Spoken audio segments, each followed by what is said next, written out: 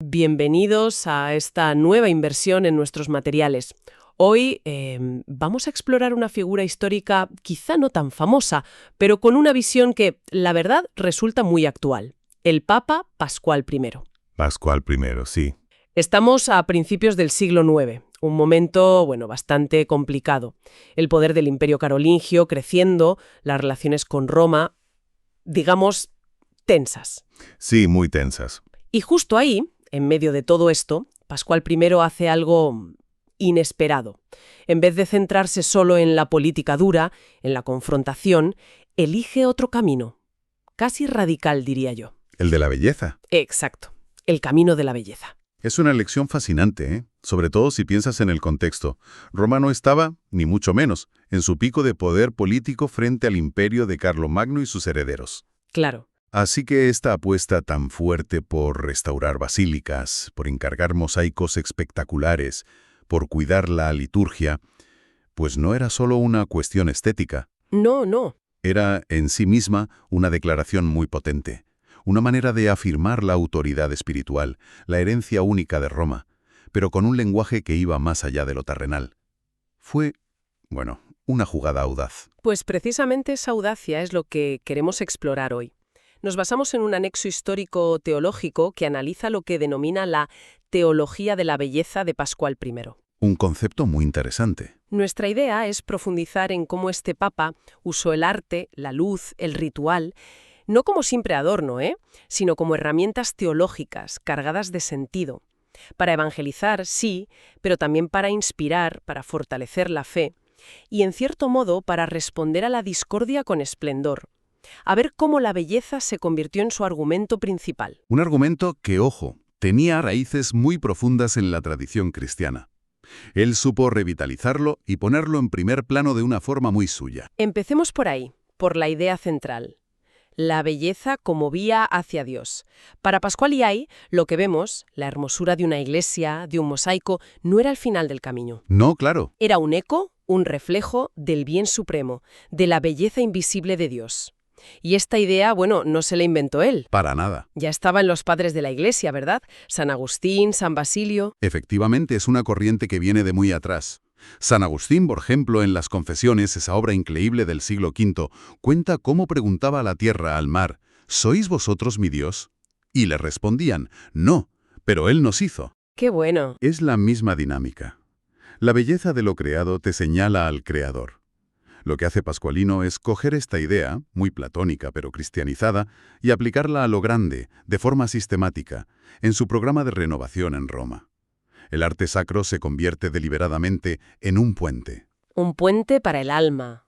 Me imagino a la gente de la época, entrando en esas basílicas recién restauradas. Debía ser impactante. Sin duda. Hay una frase que se le atribuye de la dedicación de Santa Práxedes, que es una joya que aún se puede ver hoy. Sí. Una maravilla. Dice, el esplendor de los muros no es sino reflejo del alma que busca a su creador. La piedra resplandece para que el corazón se ilumine. Es muy directo, ¿no? Directísimo. Conecta lo material con lo espiritual de forma explícita.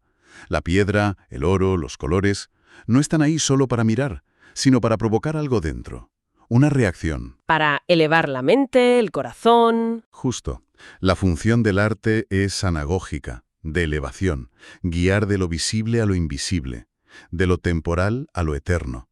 Y piensa que en una sociedad donde pocos leían, esta lectura visual era clave. Y hablando de impacto visual, hay algo que domina totalmente las obras de Pascualí, el oro.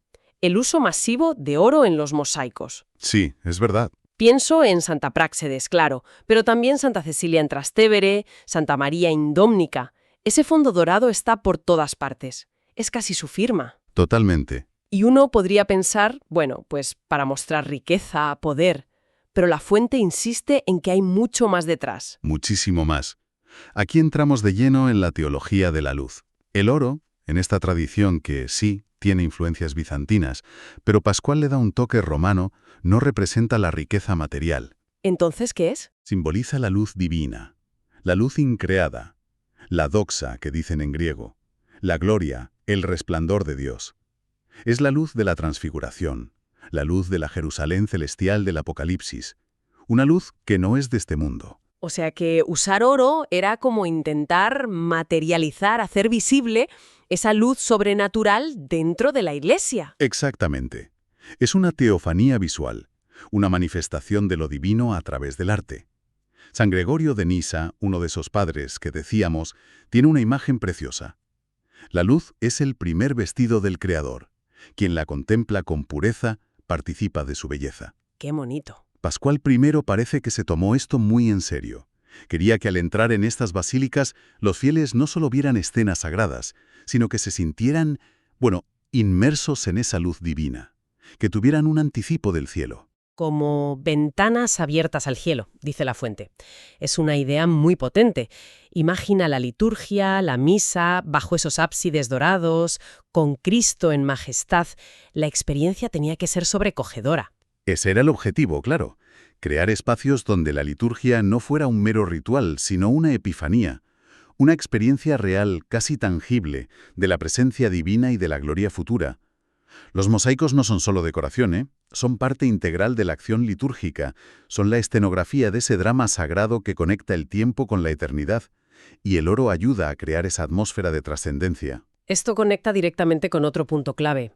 El arte como catequesis visual. Ya lo apuntabas antes. En una época con tanto analfabetismo, las imágenes eran cruciales para transmitir la fe. Absolutamente.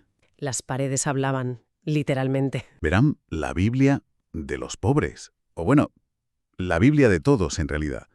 Pascual I lo entendió perfectamente y lo potenció una barbaridad. Cada escena en un mosaico, en un fresco, la vida de Cristo, los mártires, era una lección. Sin necesidad de saber latín ni tener pergaminos carísimos. Exacto. Solo mirar y escuchar las explicaciones que seguro se darían.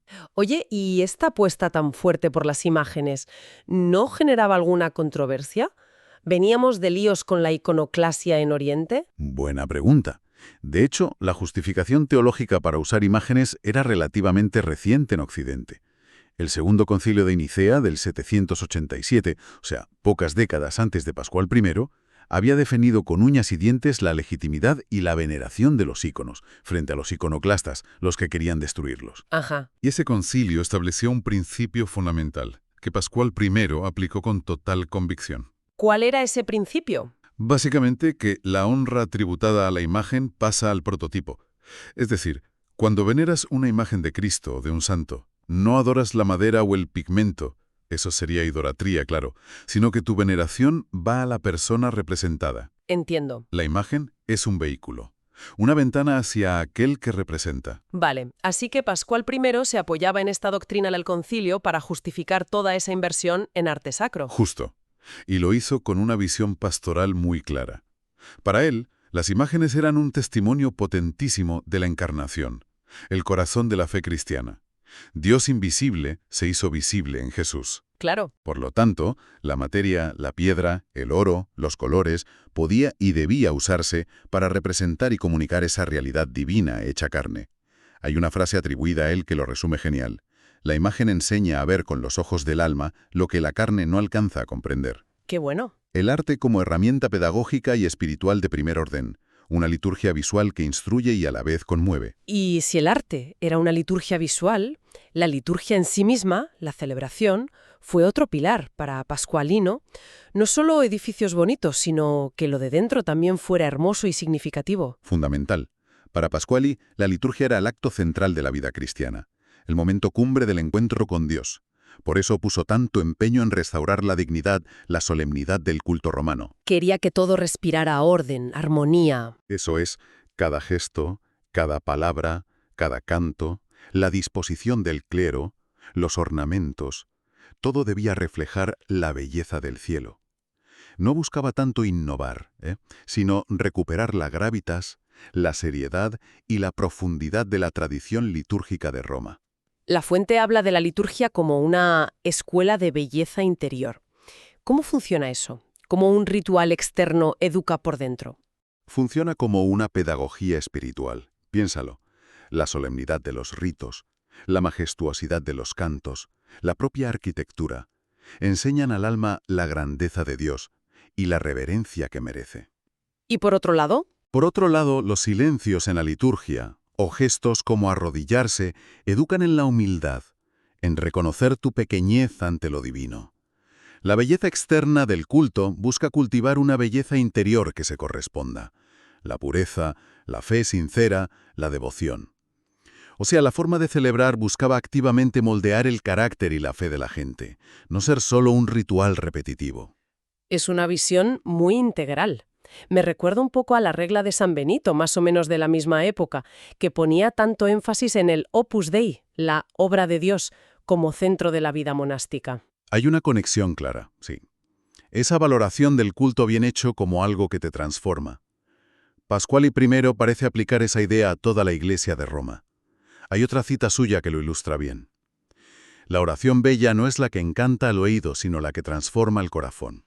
O sea, la estética litúrgica no es el fin. No, es un medio potentísimo para la conversión, para la unión con Dios. Todo esto nos lleva a una dimensión que quizás sea la más sorprendente o contraintuitiva, la dimensión apologética de la belleza. Usar la belleza para defender y propagar la fe, sobre todo en ese contexto de tensiones con el poder imperial carolingio.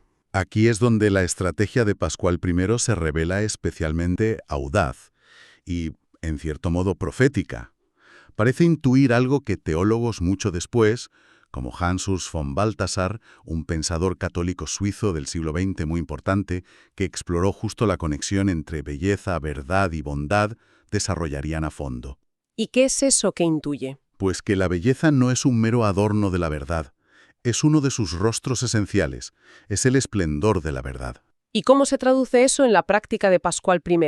¿Cómo defendía la fe con belleza? De forma implícita, a través de sus obras, es como si argumentara: mirad la belleza que es capaz de generar la fe católica en Roma. Mirad estos mosaicos, escuchad esta liturgia, sentid la atmósfera de estos lugares. Esta belleza es un signo de la verdad que la inspira. Donde hay fe auténtica, florece una belleza que eleva. Exacto. Y al revés, la belleza auténtica, la que no es superficial, tiene una capacidad innata para señalar la verdad y atraer hacia ella. Es una defensa que no se basa en la polémica directa, ni en la confrontación de poder. Se basa en la irradiación. Entonces, frente a las posibles críticas de los francos, o quizás frente a un racionalismo incipiente, la respuesta de Pascual es casi kantiana, estética, mostrar en lugar de solo argumentar. Exacto. El arte y la liturgia se convierten en una epifanía silenciosa pero elocuente de la verdad cristiana. No busca imponerse con silogismos, sino seducir con su propia luz. No entra tanto en la disputa doctrinal directa que las hubo, sino que ofrece una visión atractiva, luminosa, de la fe vivida en Roma. Hay una frase atribuida a él, en una carta a obispos francos, que es casi un manifiesto. Las palabras pueden herir, pero la belleza cura. La verdad que se hace bella no necesita defenderse, se deja contemplar. La verdad que se hace bella no necesita defenderse, se deja contemplar. Es una idea potentísima, una apologética de la atracción, de la evidencia sensible y espiritual. Podríamos llamarla una apologética de la seducción divina, ¿sí? La belleza como el rostro amable, luminoso de la verdad que invita, que atrae, que sana divisiones en lugar de ahondarlas. Es una perspectiva muy diferente a la confrontación. Ahora, una pregunta que podría surgir y que la fuente toca directamente. Con toda esta inversión en oro, mosaicos, edificios, ¿no corría Pasqualí el riesgo de parecer desconectado de los problemas reales? ¿De la pobreza, las necesidades básicas? ¿No era un lujo excesivo en tiempos difíciles? Es una objeción lógica, sí.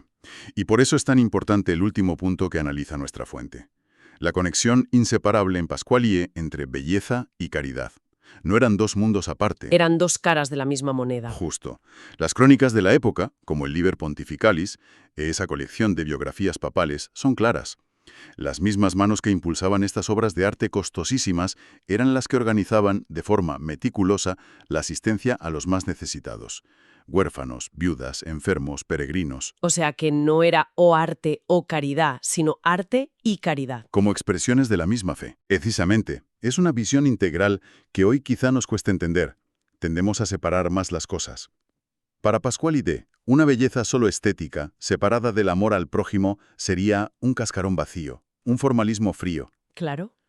Pero, por otro lado, una caridad que descuidara la belleza, la dignidad en el culto, la expresión sensible de la fe, sería una caridad incompleta. Le faltaría esa dimensión de esplendor, que debe reflejar también la gloria de Dios a quien sirves en el pobre. La Fuente recoge otra cita que me parece que cierra muy bien este círculo. Donde la caridad se hace visible, el arte se vuelve eterno. Es fascinante cómo vincula la acción social con la perdurabilidad del arte. Sí, sugiere que la belleza más auténtica, la que de verdad trasciende, es la que brota de un corazón lleno de amor a Dios y al prójimo. El arte que nace de la caridad y la expresa. La Roma que Pascual I intentó construir aspiraba a ser un reflejo de esto. Una ciudad donde el honor a los mártires y el esplendor de los templos iban de la mano con la acogida y el cuidado de los necesitados. La belleza del culto y la belleza de la misericordia activa debían ser un único testimonio. Si tuviéramos que resumir el legado principal de Pascual I, ¿cuál sería? A mí me parece que sobresale esa demostración práctica y audaz de que la belleza tiene un poder evangelizador propio, intrínseco. Sí, estoy de acuerdo. Que un mosaico puede ser un sermón más elocuente que muchas palabras. Que la luz dorada no es solo adorno, sino teología. Que la belleza, entendida así, no es superficialidad, sino el resplandor visible del amor y la verdad de Dios. Comparto esa lectura, sí. El legado de Pascualí es un recordatorio constante de esa dimensión estética de la fe y de su increíble poder comunicador. Nos enseña que la verdad, para ser acogida del todo por el corazón humano, muchas veces necesita vestirse de belleza. Y que la caridad más auténtica busca expresarse también de forma bella. Exacto. En nuestro mundo de hoy, tan dominado a menudo por lo útil, por la prisa, el ruido, la polarización, la intuición de Pascualío sobre la belleza como lenguaje del alma, como vehículo de la verdad profunda, como camino hacia lo trascendente, me parece de una relevancia enorme. Quizás la evangelización hoy, pero y yendo más allá, quizás toda comunicación humana significativa necesita redescubrir la belleza, no como un lujo, sino como algo esencial. Es muy posible. La belleza tiene esa capacidad única de tocarnos a un nivel que va más allá de la razón pura, de despertar la nostalgia de algo más grande, de abrirnos a lo trascendente de una forma que los argumentos lógicos a veces no consiguen. Puede crear puentes donde solo hay muros. Puede sí. Y esto nos conecta con el pensamiento final que nos deja la Fuente, una idea que resuena con fuerza. El mundo se salvará cuando vuelva a contemplar la luz de Dios reflejada en la belleza de su Iglesia. Interpretando esto en un sentido amplio, más allá de lo estrictamente religioso. Sí. Una cuestión abierta, desde luego, para la reflexión personal.